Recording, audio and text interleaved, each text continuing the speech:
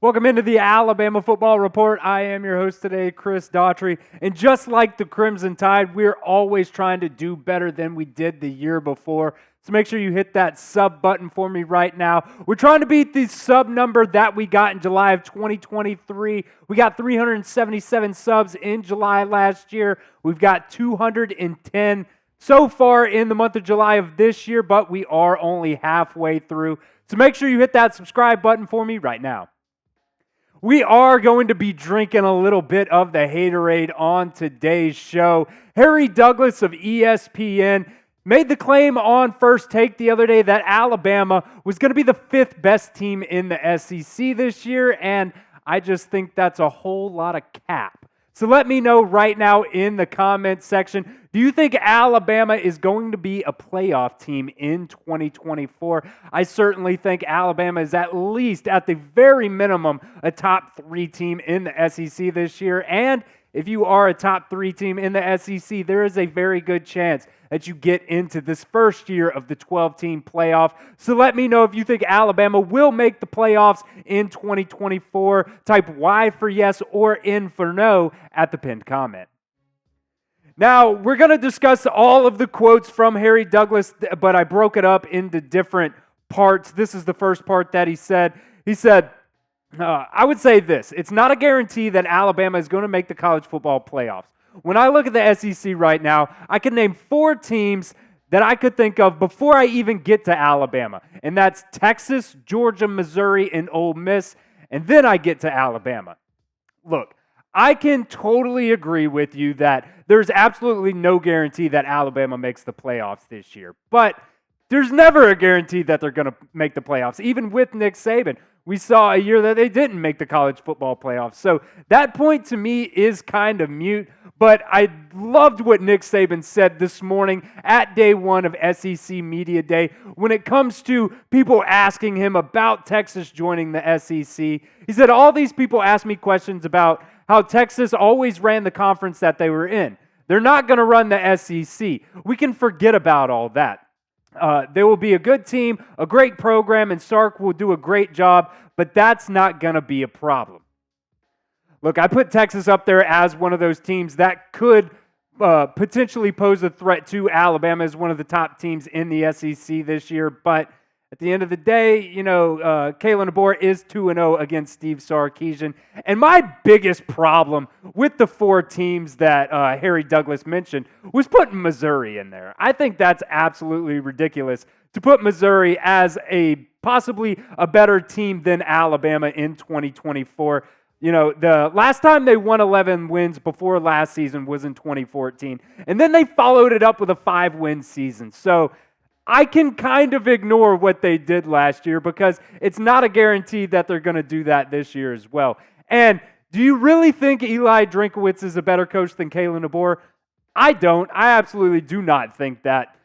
He's done a decent job. He went 12-1 in 2019 at Appalachian State, took over a pretty terrible Missouri team in 2020, went 5-5, went 6-7 back-to-back years, 2021 and 2022. And then last year had a very, very good season for Missouri. But at the end of the day, the 2 good teams that they played, LSU and Georgia, they lost against. So you got to be able to beat those really good teams. And Alabama is still going to be a really good team. And we will find that question out on week 9 of this year. Looking at Missouri's schedule this year, they're probably going to start off at least 6-0. Their schedule is probably the worst schedule, in my opinion, in the SEC. They start off against Murray State, and then they play Buffalo, and then Boston College, Vanderbilt. The first 4 games that they have are all home games. Then they have a bye week, and then they go to Texas A&M. That's a potential loss for Missouri. I think they'll probably win that game, but you can never count Texas A&M out when they're playing at home. And then they go play UMass. Oh, big whoop. And then you get into the meat of their schedule, their last 4 games. You play against Auburn, which that could be a coin toss. You never know. And then week 9 at Alabama. I think Alabama probably wins that game. by at least 2 scores. And then you got another bye week before the Oklahoma game, and then you go to South Carolina. I mean, I just do not see any world that Missouri is better than Alabama in this 2024 season. So I want to hear from you guys in the comments section. I think I know the answer to this one already, but we are a democracy. I want to hear everybody's opinion. Who do you think is better going into this 2024 season? If you think it's Alabama type A or if you think it's Missouri type M in the comments section. Douglas goes on to say this: we can't excuse the fact that you see an Isaiah Bond at the wide receiver position leave Alabama and go to Texas, when you have Caleb Downs, who was a phenomenal defensive player in his freshman year, returning punts all over the field, now at Ohio State. Those are major losses. And I can also agree with you that those are very, very big losses for Alabama. 2 of the better players that Alabama had, both on the offensive side of the ball and the defensive side of the ball last year. I think Caleb Downs was your best defensive player on the defensive side of the ball last year. But when you're talking about Isaiah Bond, I think Jeremy Bernard comes in and replaces Isaiah Bond pretty easily. I think Jeremy Bernard is going to be the leading wide receiver on this team for Alabama this year. And when you look at the depth chart, I've got no real issues about where Alabama stands at the wide receiver position. We talked about Jeremy Bernard. I think Kendrick Law is going to have a massive impact this season. I think Kobe Prentice is going to have a huge impact season. It's a real shame that you lose Jalen Hale, most likely for the entire season. We'll see what happens once playoff time comes around.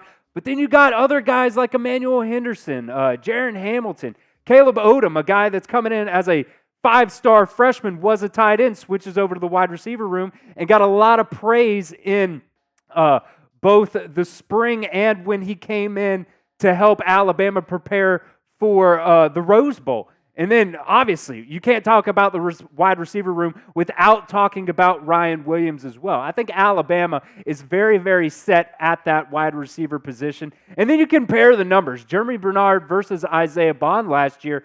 Jeremy Bernard, if you really look into it, he was the 5th wide receiver for Washington last year, and that is including if you add Jack Westover, who was a tight end for Washington. He had more receiving yards for Washington last year. So when you're talking about Jeremy Bernard being the 5th most yard getter at wide receiver for Washington last year, still stacks up pretty decently with what Isaiah Bond was able to do with just about 200 more snaps than what Bernard had last year.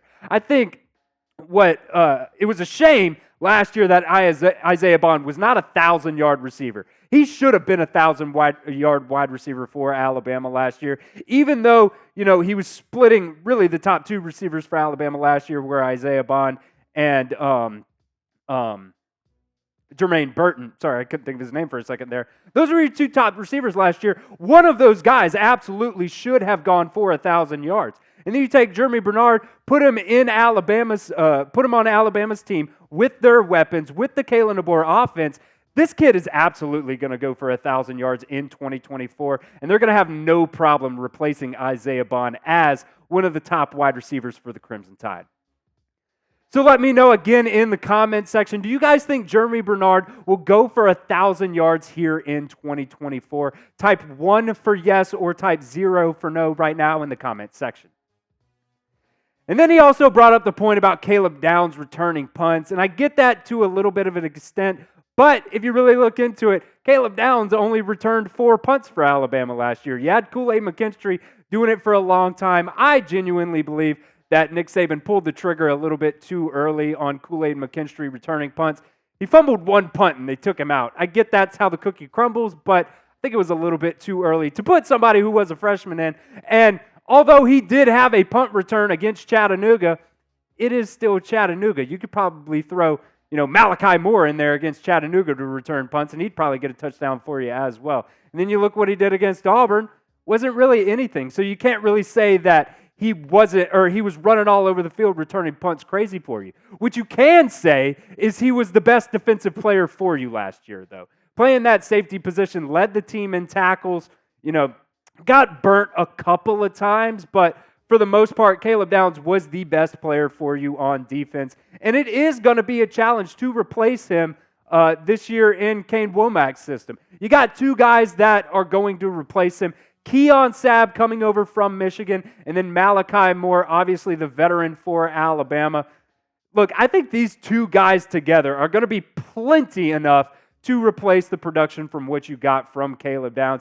Keon Sabb last year for Michigan in a limited amount of playing time. He only got 360 snaps on the defensive side of the ball, but put up pretty decent numbers, and he got a lot of good experience. He played in the national championship game for Michigan as well, and one of the interceptions he had went back for a touchdown as well. So I really like what Alabama's getting at Keon Sabb, and you know what Alabama's getting in Malachi Moore. We've talked about it a bunch. He's the most experienced guy in this defensive backroom for Alabama, and the only worry that I have for Alabama's defensive backroom, I guess, is at that cornerback position. If Damani Jackson is going to be the guy that everybody thinks he can be, if Deshaun Jones is going to be a guy that can come in here and solidify being a cornerback one and a starter for this team.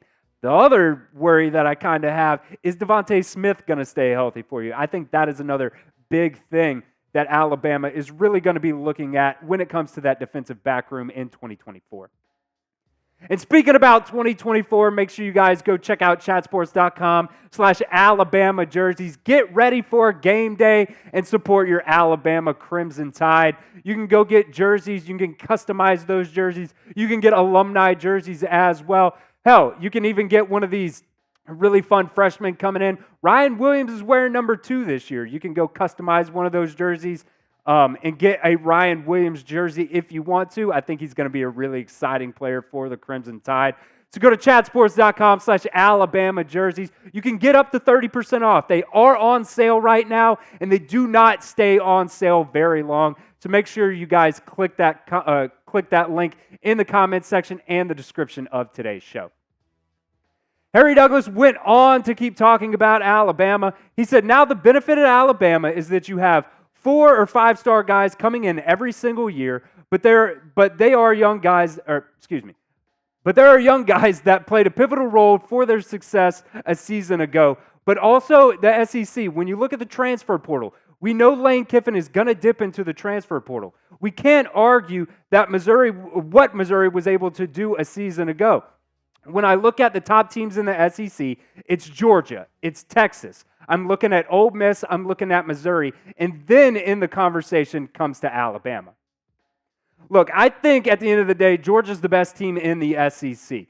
But I will say, I think Alabama's offense this year is going to be better than Georgia's offense. I think the biggest thing for Georgia against Alabama this year is who's going to be better on defense. I think you got to put the nod to Georgia on the defensive side of the ball just because you don't know what's going to happen this year on the defensive side of the ball for Alabama. I think they've got the guys to be good. It's just whether or not they can be good in this Kane Womack system.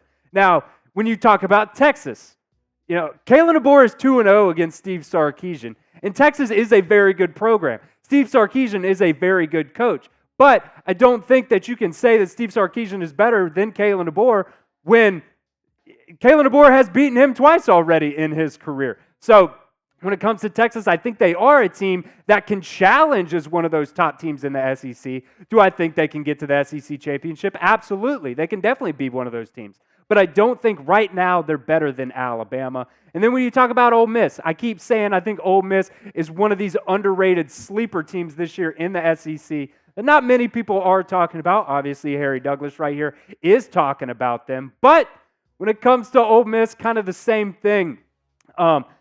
They still have Pete Golding as their defensive coordinator. And I know a lot of people have opinions about Pete Golding at his time here at Alabama. I don't think he used Alabama's athletes to their top potential. There were just so many busted coverages. There was so much about the Pete Golding system. Really, it was Nick Saban's system, but the implementation that Pete Golding was putting in was not very good for Alabama. Because you saw last year when Nick Saban was really, Nick Saban talked about it. He took he had more of an effort when it came to coaching the defense last year for Alabama, and their defense was better than it had been in years prior.